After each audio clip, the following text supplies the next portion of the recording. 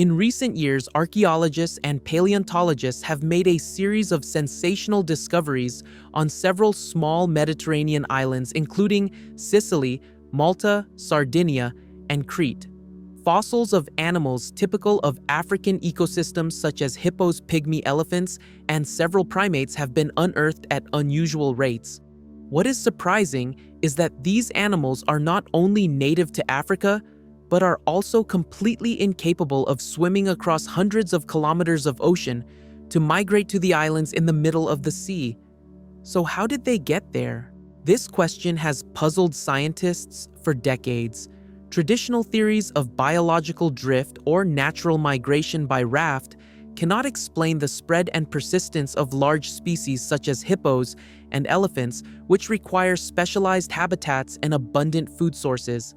In addition, the fossils found belong to individuals that had undergone significant evolutionary adaptations to the island environment, such as insular dwarfism, suggesting that they had lived there for a very long time.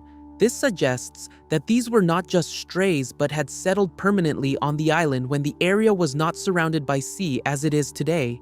This evidence has forced scientists to question fundamental assumptions about the geographical history of the Mediterranean. It is possible that there was a time when the Mediterranean was not a sea at all, but a giant landmass connecting Africa and Europe. During that time, animals could have naturally migrated back and forth between the landmasses as they did on continents before a major geological or climatic event caused the land to sink back below sea level.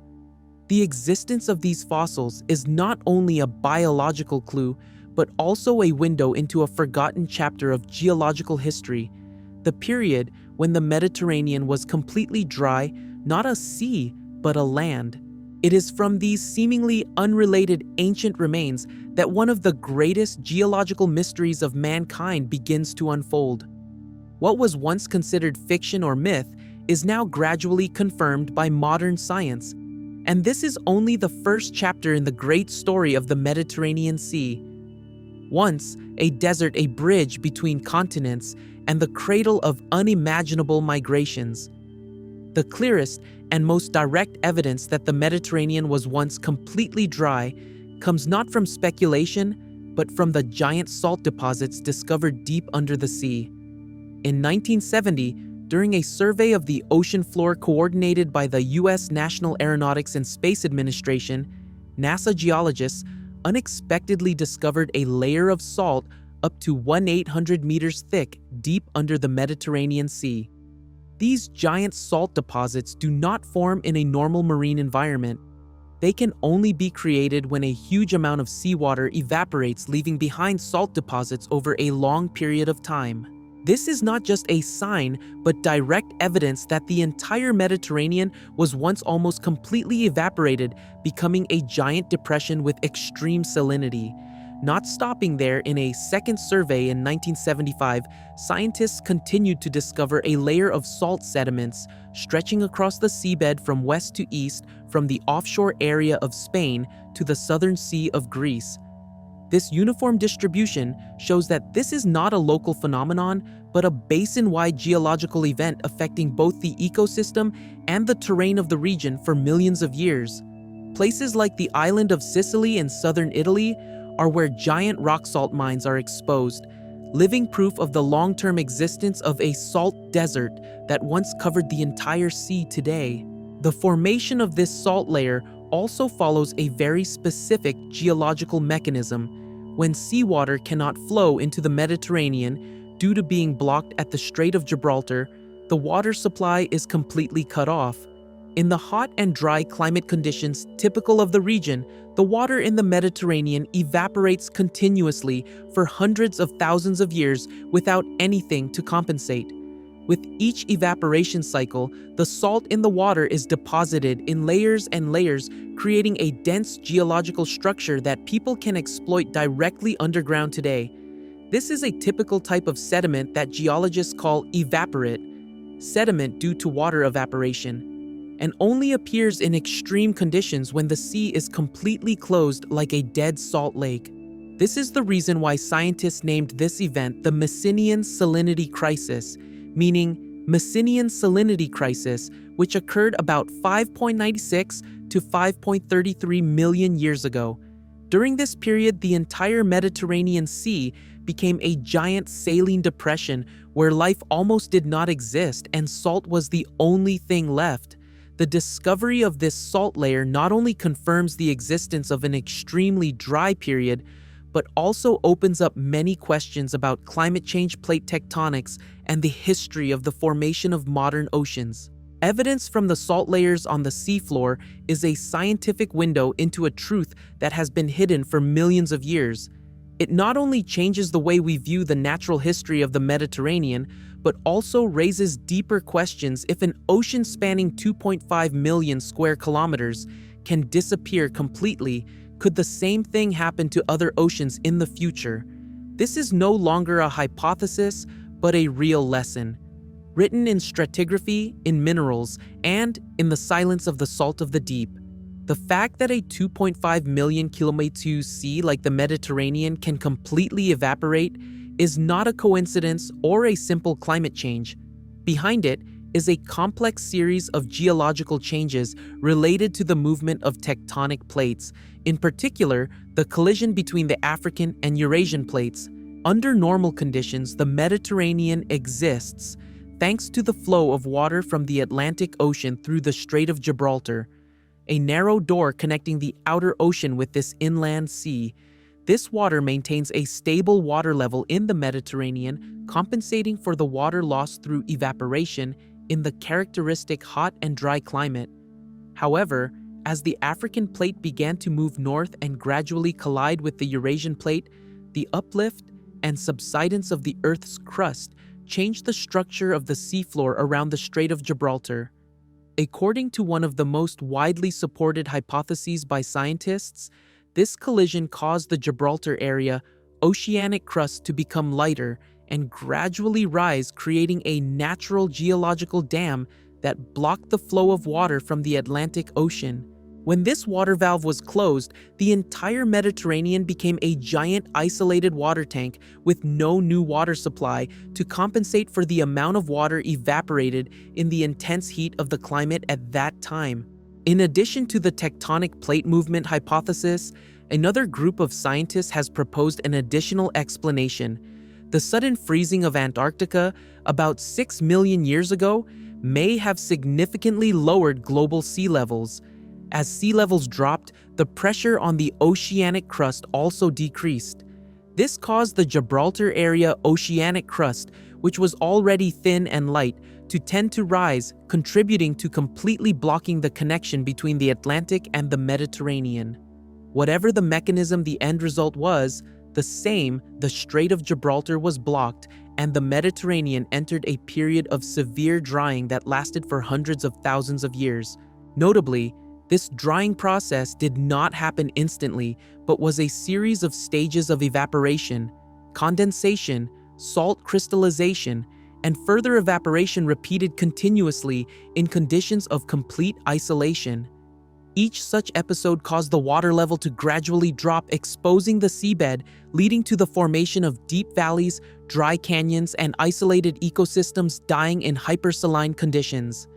Some studies even suggest that the lowest area of the Mediterranean at that time could have been more than 4,000 meters lower than current sea level, turning it into a salty, dry hell completely incapable of sustaining life. So, the reason why the Mediterranean once disappeared from the world map is not on the surface, but hidden deep underground, where silent but powerful geological movements have created a continent-wide ecological tragedy.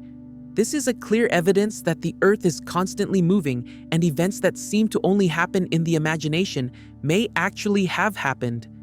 It is also a warning that in the millions-year cycle of the planet, nothing is permanent, including the seemingly immutable oceans. When the Mediterranean was isolated and went through a period of evaporation that lasted hundreds of thousands of years, it did not simply become a giant deep basin, but also completely transformed into a literal dead zone where no animal or plant could easily survive. Modern geological studies and terrain simulations have shown that due to its special geographical structure, The bottom of the Mediterranean was once 4,000 meters lower than the current sea level. This is an extremely rare depth on Earth for a continental depression, and this has created an extreme climate unprecedented in modern history. In these deep depressions, the atmospheric pressure is much higher than in plains or coastal areas. The air is dense, the heat accumulates strongly, and is difficult to escape, making this place a giant pressure cooker under the scorching sun. According to ancient climate models, summer temperatures at the bottom of the Mediterranean basin at that time could range from 40–50 degrees Celsius, even reaching 70 degrees Celsius during extreme heat waves. Furthermore, due to the constant evaporation, the salt content in the remaining pools reached supersaturated levels, similar to or higher than the Dead Sea today, making the environment toxic, corrosive, and almost devoid of dissolved oxygen. There are no traces of complex animals or plants in the sediments of this period. Geologists have drilled down into the seafloor sediments and found that in the hundreds of meters of salt and dry, salty sediment, there are no fossils of fish algae or any other life forms that can thrive in conditions of high salt concentration. Not only did marine life disappear, but those living near the shore could not withstand the sudden change and extreme temperatures. Essentially, the once bustling inland sea has become a deadly salt desert, a white silent hell where life has been completely wiped out. In addition, scattered salt lakes once appeared in some of the shallower parts of the Mediterranean, which, although still holding water, had extremely high salt concentrations and were not suitable for the formation of any biological chain. These were not life-sustaining lakes, but death traps with high evaporation temperatures, extreme salinities, and chemical compositions that would quickly dehydrate any living thing that entered them. These lakes also left behind characteristic layers of salt minerals, including gypsum halite and potassium salts, which confirm the harsh nature of the environment that once existed here. Remarkably, the pattern strongly resembles the surface of other planets in the solar system, such as Mars, which has dry canyons, ancient salt deposits, and signs of water, but is now completely desertified. Some researchers have even called the dry Mediterranean Earth's moon because the climate temperature and physical environment were virtually inhospitable to life. It was a truly terrible period in the planet's history, not because of the disaster, but because of the absolute silence that prevailed in a once vibrant sea. In the context of the world in the early 20th century, facing intractable problems such as population explosion, scarcity of agricultural land, and the risk of energy crisis, a strange and bold idea emerged from Germany to turn the Mediterranean into land again. The person who came up with this idea was German architect and engineer Hermann Sergel, who in 1928 announced the giant plan called Atlantropa, a project to build giant dams to block the flow of water from the Atlantic Ocean into the Strait of Gibraltar, causing the Mediterranean water level to gradually lower, thereby revealing hundreds of thousands of square kilometers of new land. According to Sergel's design, if the Mediterranean water level dropped by about 200 meters, the entire region would reveal more than 660,000 square kilometers of new land, equivalent to the area of the whole of France. The plan was not only to create more living space, but also to control the climate, build a system of hydroelectric dams on a continent-wide scale to provide electricity to the whole of Europe and North Africa. Hermann Sergel believed that by turning the Mediterranean into an artificial superstructure, humans could completely solve the looming population crises, from resource scarcity to civil conflict. Surprisingly, the Atlantropa project was seriously discussed in many scientific and political forums in Europe during the 1930s and 1940s. Sergel even set up a campaign committee, published books, detailed documents, and called for support from government leaders. At some points, the idea also received special attention from far-right political groups who saw Atlantropa as a tool to dominate and reshape the order of the Mediterranean region. For them, this is not simply an engineering project, but a symbol of the desire to control nature, a declaration of human power over natural limits. However, the impracticality of Atlantropa's scale cost and environmental impact quickly met with strong criticism from modern scientists. Oceanographers warned that such an intervention in the water structure of the entire region would lead to serious disruption of the climate, ocean currents, biodiversity, and the livelihoods of hundreds of millions of people living around the Mediterranean.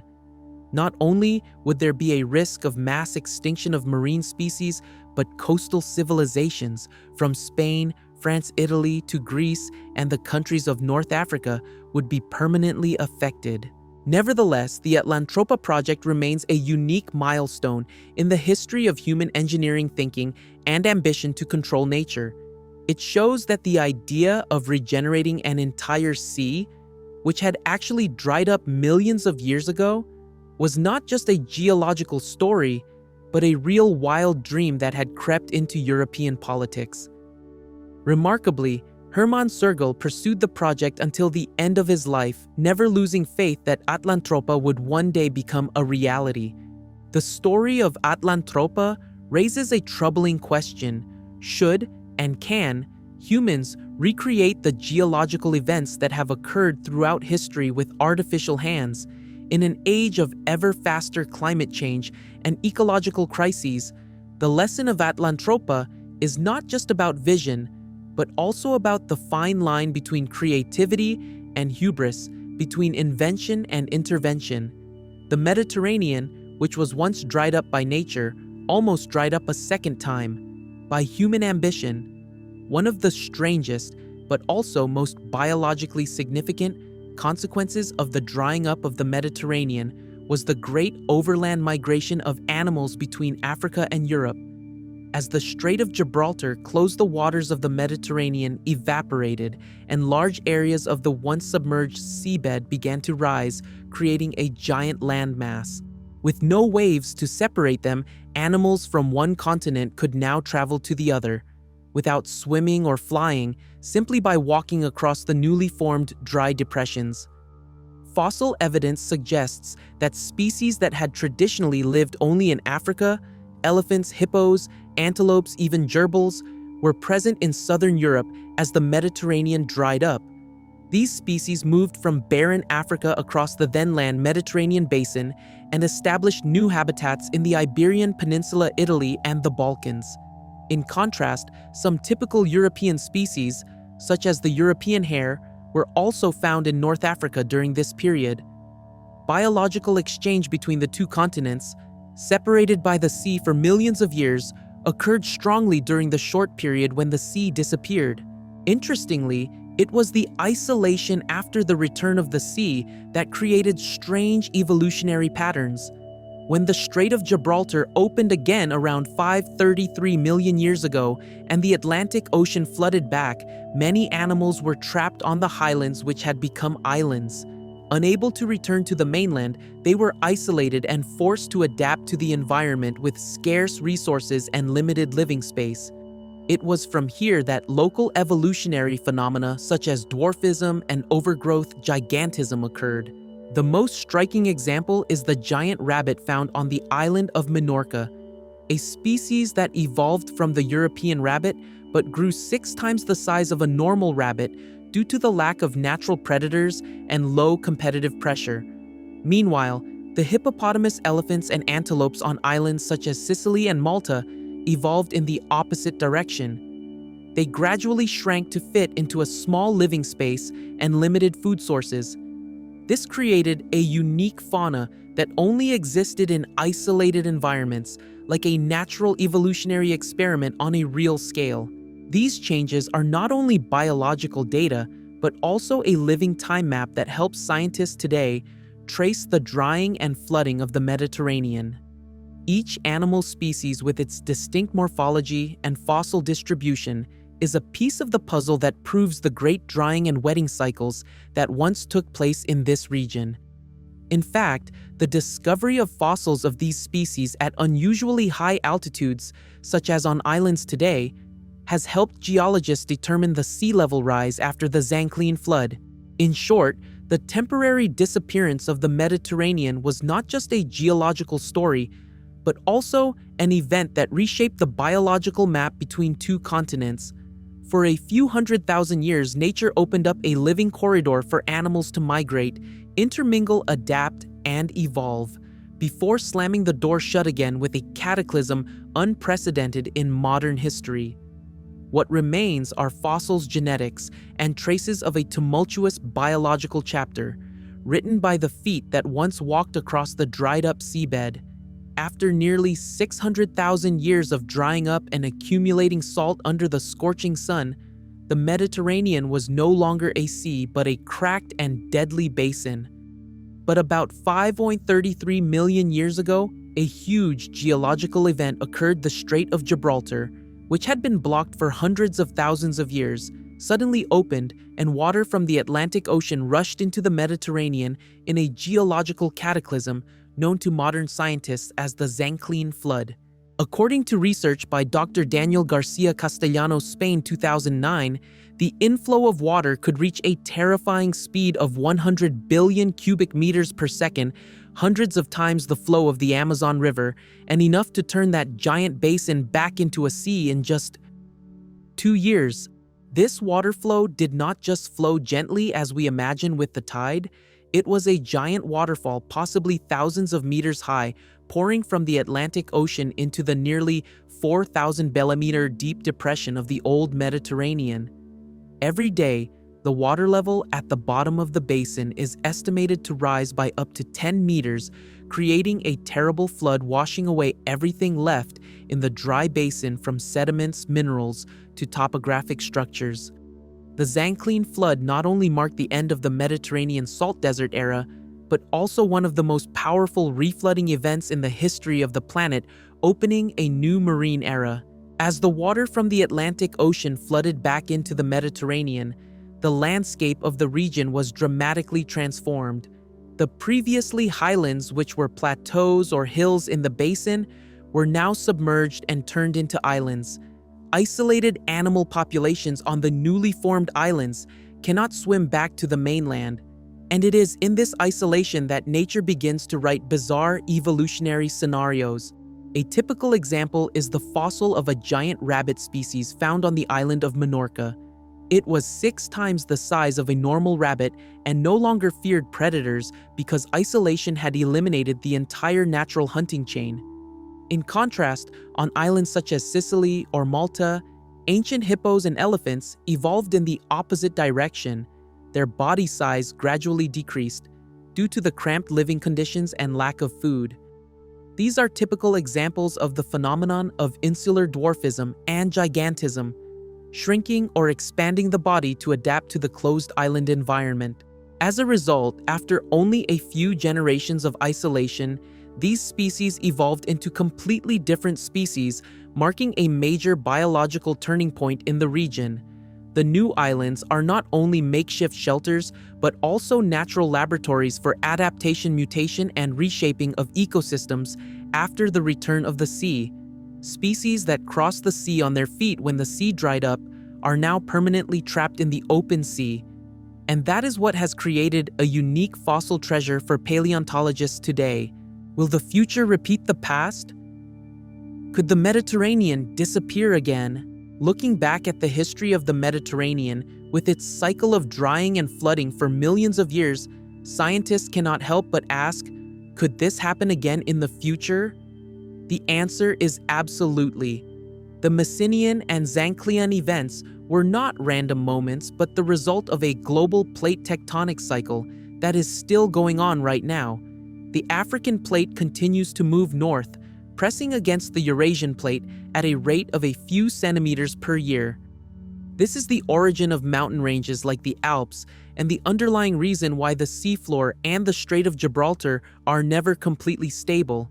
According to many modern geological models, if this process continues, the possibility of the Strait of Gibraltar closing again is a possibility in the next few million years. And if that happens, the old scenario will repeat itself. The Atlantic is blocked, the climate is hotter due to global climate change, the rate of evaporation increases, and the Mediterranean is once again a giant desert covered with salt and devoid of life. Once again, elephants can walk from Morocco to France, and rabbits can wander from Greece to Egypt if humans are still around to see it. And that is also a clear warning from the past. What we consider sustainable, permanent, or natural is in fact only a temporary state in the endless cycle of the planet. The Mediterranean is no exception. Seas can become land and land can disappear into the water after a single shift in the Earth's crust. What the geological history of the Mediterranean reminds us of is not just the stunning beauty of our planet, but a simple truth: the Earth is always changing, and nothing lasts forever. The story of the Mediterranean, once a sea, then a deadly desert, then back to ocean again, is a vivid testament to the Earth's ever-changing power. What we think is permanent may be just a brief moment in the geological flow of millions of years. If the seas disappeared one day, how do you think humanity would react? Share your perspective in the comment section below. Don't forget to subscribe to the channel to discover more amazing facts about the planet we live on.